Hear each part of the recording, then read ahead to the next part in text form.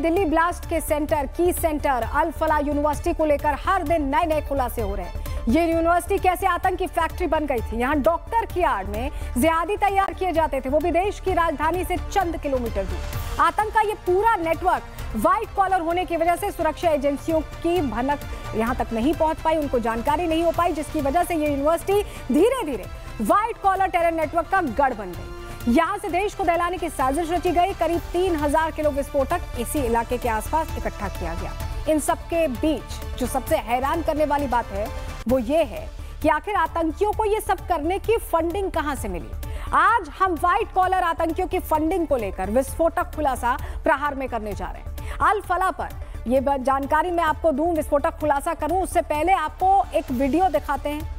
आप ये वीडियो देखिए, अल फलाह यूनिवर्सिटी के अंदर का है ये वीडियो। इस वीडियो में एक फाइल में कुछ दस्तावेज हैं, जो दस्तावेज हम आपको दिखा रहे हैं। आप सोच रहे होंगे कि हम आपको ये दस्तावेज क्यों दिखा रहे हैं, तो आपको ये बता दें कि ये एक फर्जी मेडिकल रिपोर्ट है। जानकारी के मुताबिक ऐसी सैकड़ों रिपोर्ट्स हर दिन अल फलाह में तैयार की जाती थी। इन दस्तावेजों पर डॉक्टर्स के साइन पहले से हुआ करते थे।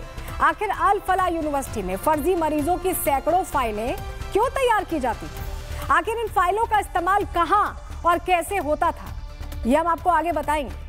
अल फलाह यूनिवर्सिटी में व्हाइट कॉलर आतंकियों ने आतंकी फंडिंग जुटाने के लिए अपने पढ़े लिखे होने का पूरा फायदा उठाया। आइए आपको बताते हैं कि आतंकी कैसे फंडिंग जुटाया करते थे ग्राफिक्स के जरिए। अल फलाह यूनिवर्सिटी को लेकर ये बड़ी जानकारी अब सामने आ गई है। अस्पताल में फर्जी मरीजों की फाइलें बनाई जाती थी, जैसी एक फाइल हमने आपको दिखाई। अल फलाह अस्पताल के पूर्व नर्सिंग स्टाफ ने बड़ा दावा किया है, रोज करीब 100 से 150 मरीजों की फर्जी फाइल बना करती थी। मैनेजमेंट के निर्देश पर कर्मचारी ये फाइल तैयार करते थे। एक कर्मचारी पर 5 फाइल तैयार करने का दबाव था। अगर 30 कर्मचारी हैं शिफ्ट में तो आप समझ लीजिए।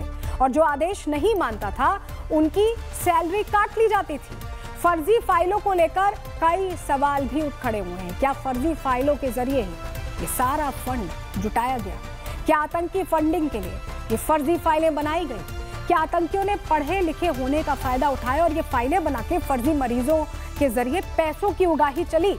अल फलाह यूनिवर्सिटी में फर्जी मरीजों की फाइलें बनाने का खुलासा करने वाले पूर्व नर्सिंग स्टाफ से हमारी टीम ने फोन पर बात की। सुनिए अल फलाह को लेकर वहां का पूर्व नर्सिंग स्टाफ कितने बड़े खुलासे कर रहा है और क्या क्या जानकारी दे रहा है। जो आपने काम करते हैं, मेरे पास एविडेंस रखे हुए हैं। क्या एविडेंस है? वो फेक फाइल। अच्छा, किन की ये फेक फाइल होती थी? पेशेंटों की होती थी। मतलब किसी पर्टिकुलर रिलीजन की फेक फाइल पर स्टाफ 5 फाइल बनती थी पर नाइट में। अच्छा, मतलब हर एक स्टाफ को बोला जाता था कि वो रात में 5 फाइल बनाए। ऐसा कितने स्टाफ के साथ होता था? सभी स्टाफ जो नाइट ड्यूटी में था। अच्छा, तो एक रात में फिर कितनी फाइल बन जाती होंगी? 100 से 150 फाइल तो आराम से बन जाती है। और ये किसके कहने पर बनाने के लिए बोला जाता था? ये तो वहाँ का मैनेजमेंट की तरफ से था। आपने सर कब से कब तक काम किया है इसमें, अल फलाह यूनिवर्सिटी में? ये तो मैंने जुलाई में से और अक्टूबर तक किया। तो कोई दबाव बनाते थे ये लोग फेक फाइल बनाने के लिए? हाँ, उसका तो था, उसमें प्रेशर देते थे स्टाफ के लिए। और अगर कोई नहीं बनाए तो फिर उसमें सैलरी इशू निकालते। हिंदू स्टाफ था, उनके साथ भेदभाव होता था? किया था, मैंने बताया भी था। एक दिन कुछ स्टाफ था वो वहाँ के लिए सपोर्ट करता था। कहाँ के लिए? पाकिस्तान के लिए सपोर्ट करता था। क्या नारेबाजी होती थी क्या कैंपस में? पाकिस्तान हंसी मजाक में कुछ ऐसे ही बोलते थे, पाकिस्तान की बड़ाई करते थे। हाँ। अच्छा, तो ये कौन, मतलब वहाँ के डॉक्टर से, जो लोकल डॉक्टर हैं, कौन? नहीं, स्टाफ था। डॉक्टर से तो इतनी बातचीत नहीं थी। अच्छा, और ये स्टाफ कहाँ का रहने वाला था जो पाकिस्तान की बड़ाई करता था? आपने क्यों छोड़ा? मैंने तो मैनेजमेंट को देख के छोड़ा था। हो सकता है इनको जो ट्रस्ट में फंडिंग आती है उसके लिए तैयार करते हो। इसमें होगा 25-30% तो आराम से। और ये सब लोग मतलब पाकिस्तान की बड़ाई करते थे? तो थिंकिंग तो सबकी एक जैसी होगी जहाँ तक है। कभी नारेबाजी भी हुई पाकिस्तान को लेकर? तो वो जब वो मरा था ना डॉक्टर उमर, तो उसका शोक मनाया गया। कभी मुजम्मिल या उमर से या शाहीन से कभी आपकी मुलाकात हुई, कभी इंटरेक्शन हुआ? उमर ही देखा था, बाकी वो मुजम्मिल थे और शाहीन तो मैंने अब वो तो शायद हॉस्पिटल की नहीं थी। अच्छा। किसी और हॉस्पिटल की थी।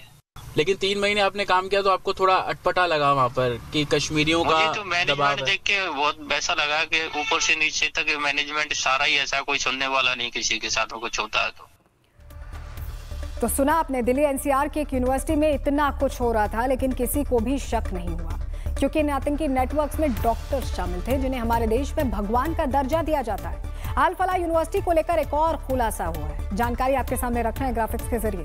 डॉक्टर मुजम्मिल और डॉक्टर उमर फर्जी फाइलें बनवाया करते थे, इनके कहने पर बनती थी।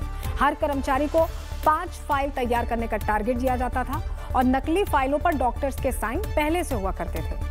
फाइल में केवल मेडिकल चार्ट नोट्स बनाए जाते थे और इन फाइलों में उन दवाइयों का रिकॉर्ड बनाया जाता था जो दवाइयां मरीजों के लिए इस्तेमाल ही नहीं होती थी। सुबह होते ही डॉक्टर फाइलें अपने साथ ले जाते थे। इन फाइलों का इस्तेमाल फंड जुटाने के लिए होता था।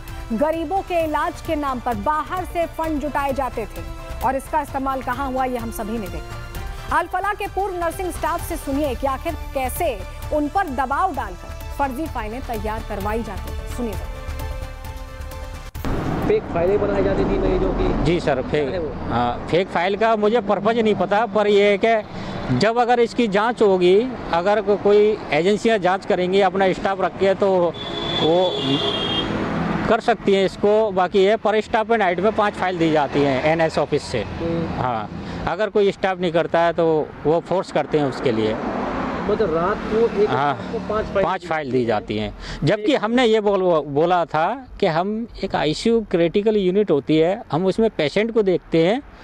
आपकी फाइल कैसे करें कि ये आपको कंपलसरी है करना, नहीं आपकी सैलरी होल्ड भी की जा सकती है, कट भी सकती है। तो सुना आपने, रिपब्लिक भारत से बातचीत में कितना बड़ा खुलासा हुआ है। अल फलाह यूनिवर्सिटी में आतंकी पाठ के साथ साथ हिंदुओं से नफरत का पाठ भी पढ़ाया जाता था, ये भी पता चला है। हिंदू स्टाफ के साथ मुस्लिम कर्मचारी अक्सर भेदभाव किया करते थे, यहाँ तक कि कई बार मुस्लिम स्टाफ पाकिस्तान के नारे भी लगाते थे। जो जानकारियां नई सामने आई आपको बता देते हैं। अल फलाह में हिंदू स्टाफ से भेदभाव होता था। यूनिवर्सिटी का 80% स्टाफ मुस्लिम था, 20% हिंदू। इसमें से भी 35% स्टाफ और डॉक्टर्स कश्मीर से थे। नाइट ड्यूटी के वक्त स्टाफ पाकिस्तान पर चर्चा करता, बातचीत करता।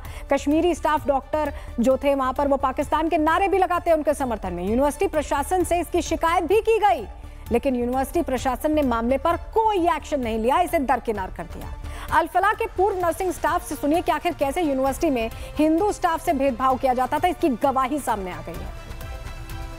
फेस्टिवल पे जरूर मुझे ऐसा लगा कि फेस्टिवल पे हर एक हॉस्पिटल में स्टाफ को एक मिठाई का डब्बा तो हर जगह मिलता है। किसी भी कंपनी में जाओ या किसी भी ऑर्गेनाइजेशन में तो वहाँ पे सबको दिया जाता है, जबकि स्टाफ को कुछ नहीं दिया गया था। कौन से त्योहार पे नहीं दिया गया? दीपावली पड़ा था हमारे हिंदुओं का फेस्टिवल जो था, नहीं दिया गया। नहीं।